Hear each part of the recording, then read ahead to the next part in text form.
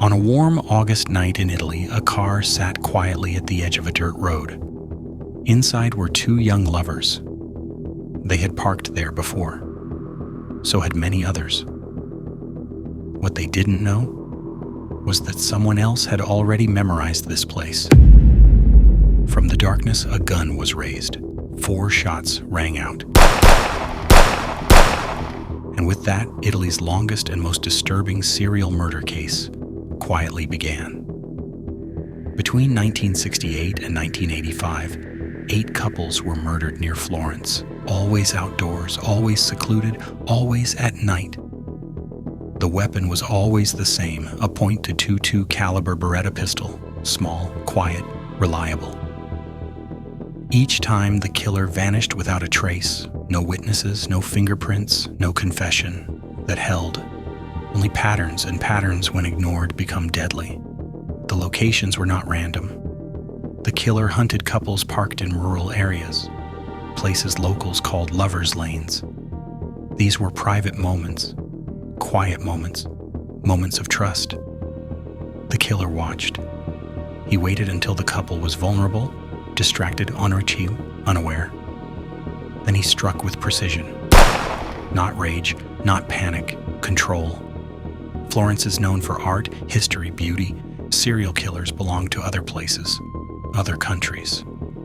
So police treated each murder as an isolated event. Different motive, different suspect. But the gun never changed, and neither did the method.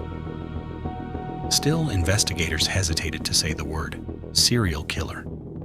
Eventually, pressure mounted. The public demanded answers. Police found a man named Stefano Mele, connected to the very first double murder in 1968. He was convicted.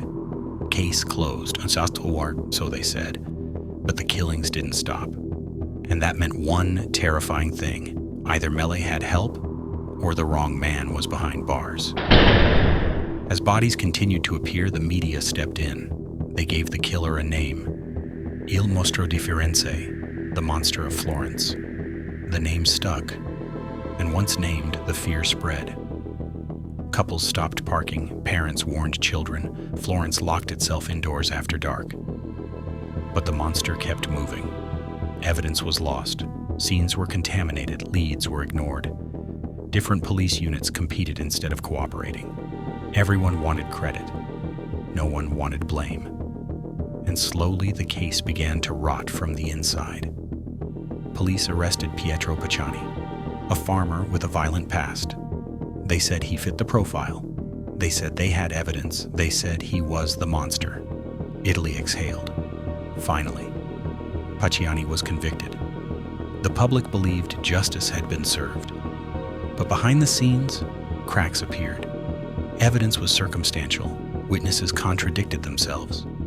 Key forensic details didn't match. On appeal, Pacciani was acquitted. The monster was free again. Police refused to admit failure, so they created a new theory, a secret cult, a group of men, a conspiracy. They arrested Pacciani's friends. Confessions were extracted, stories changed. Details conflicted, careers were destroyed, families ruined, and still, no monster.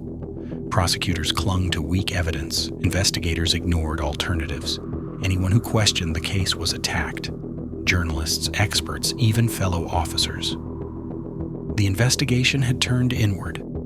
Protect the narrative, not the truth. In 1985, 2 French tourists were killed. Same gun, same pattern, and then silence. No more attacks, no capture, no explanation. The monster simply disappeared. Was he dead? Did he move? Was he protected? Or did police arrest everyone except the killer? To this day, no one knows. The weapon was never found. The killer was never identified. More than victims were lost. Innocent people went to prison. Lives were destroyed by suspicion. Trust in justice collapsed. Italy didn't just fail to catch a killer, it may have helped him escape. The monster of Florence didn't defeat Italy with intelligence, he defeated it with patience. And while the murders stopped, The questions never did. Because the most frightening possibility isn't that the monster was never caught, it's that he was never truly searched for. This is Crime Walls, where the real crime is sometimes what the system refuses to see.